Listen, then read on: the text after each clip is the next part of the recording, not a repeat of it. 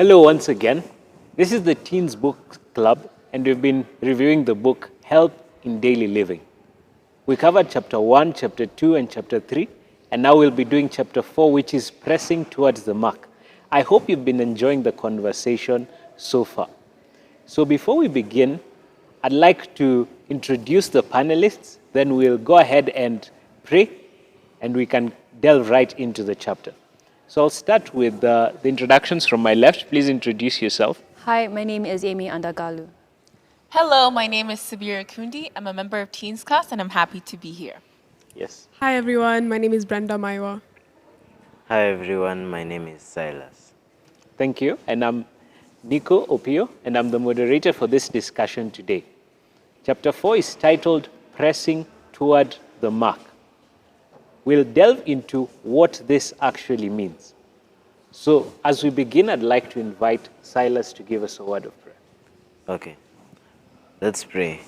Our kind and loving Father, thank you for this day. Thank you for this opportunity to discuss this chapter of the book Help in Daily Living. We pray for understanding and guidance. In Jesus' name I pray, amen. Amen. Amen. So pressing toward the mark. This is actually a verse in the Bible that explains to us how we should always keep the goal in focus on what we actually want to do with our lives. And to start us off in this discussion, I'd like Amy to give us a summary of what it means to press towards the mark. What are some of the themes captured in this chapter, and what are some of the things that we can take home? And then we can discuss this together. Pressing towards the mark. For many people to accomplish a goal, they have to have a drive or a motive to achieve whatever they want. And some even face trials before they actually accomplish what they want to accomplish. I think this title explains to us, and 2 Timothy 4 verse 7, I have fought the good fight, I have finished the race, I have kept the faith. This is something that we as Christians want to say once Christ comes back again. This chapter talks about prayer, faith, and essentially being in commune with God and allowing God to be our divine counselor in whatever we choose to do in life. Now, it also talks about the future and how to value things and essentially, value things in time. So Silas, what is the significance of keeping the prize of eternal life in view, and how can this influence a believer's daily decisions and actions? Okay, I think that when we have the eternal life in view on our daily life, sometimes we tend to be more careful and on how we make our daily decisions. But I think we should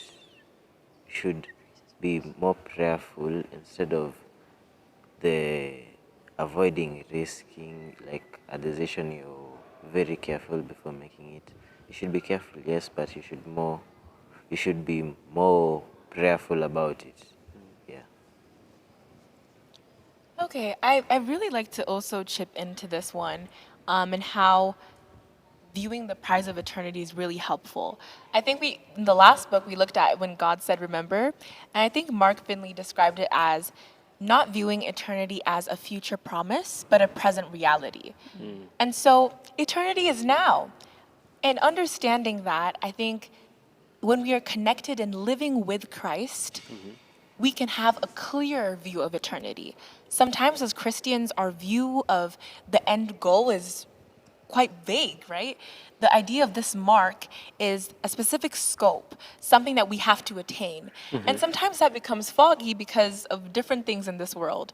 But eternity can become a now and a present thought when we are connected to Christ. Back to you, Amy. Yeah, okay. Okay, so in the book, it's written, they shall hunger no more, neither shall the sun know any other or feel any other heat.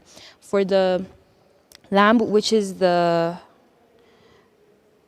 which is in the midst of the thrones shall feed them and shall lead them and shall unto the living fountains of waters, and God shall wipe the tears from their eyes. So I think when we're making certain decisions in life, we also have to look at the kind of things we're looking forward to in future.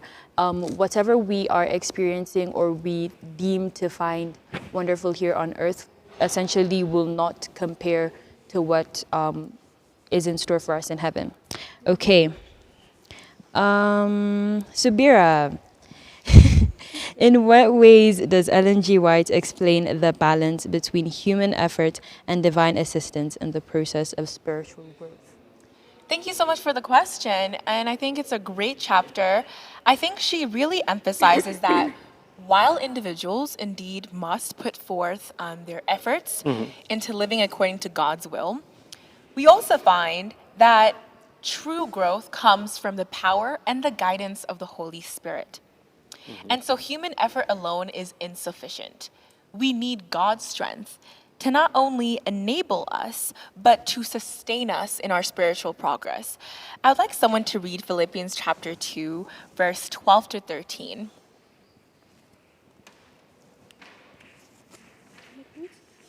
Philippians chapter 2, verse 12 to 13. And it says, "Therefore, my beloved, as you have always obeyed, not as in my presence only, but now much more in my absence, work out your own salvation with fear and trembling. For it is God who works in you both to will and to do for his good pleasure." Absolutely. And so I think our view of salvation is it does transcend legalism. It is not just purely by our works, but most definitely by our faith. And even in the Sabbath day, we rest in God's power to save us. But here it's really reminding us that believers ought to work out their salvation while acknowledging that it is God who works in them to accomplish his purpose. Amen. Okay. Okay, this question's for Brenda. What are some of the common distractions or hindrances that prevent believers from pressing toward the mark? This is something I feel like it's a question that applies to everyone. You know, like what are it doesn't have to be something very complicated. It's what are the common things in everyone's life that distracts you from focusing on Jesus, from focusing on the goal that we have, which is reaching our final home, our final destination.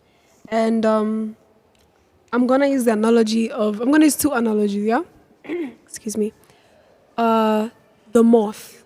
When a moth sees light, it goes towards it, right? And even if you distract it with, you can't distract something with darkness, but like even though there's darkness all around it, it will only focus on the light, which is something as Christians we need to learn how to do, to focus only on the light. And another analogy I thought of while thinking about this was the wise men who went to see Jesus when he was born. And we're told how they were studying the word and the history books, and they saw these prophecies about a star, and they were like, what is this? And they followed the star. But unlike the shepherds who knew the location, they got distracted. In this case, they went to King Herod to ask, where is this star who is born? Right? And in the Christian life, that can be seen as a distraction in our journey that we have. We can get false paths from the right path because we walk a narrow path, and we can be distracted by other paths that seem similar but easier to walk. And those are the distractions we have that distract us from reaching that goal that we have, from pressing on to the mark. But we as Christians are given the hope that we will come back to the right path. Yeah. There's something you said about the wise men. I think it's very true that they had to study, they had to be students of the word, they had to meditate on that in order to know, no, this star is of importance. This is leading us to the birth of the Messiah. I mean, other people would look at the stars and say, wow, nice outside. You know? They wouldn't reflect and see that this is a important thing. And so I think the clarity of the mark that we're finding is brought through the word. being intentional about reading that word. Thank you, Subira. But there's also I forgot to add something. Communication and prayer. This is something. It's not a distraction, but not having communication and constant prayer with God can also be a form of distraction. Yeah. Because when you are not in constant connection to what is our guide, to the goal that we have, you will lose sight of where you're going.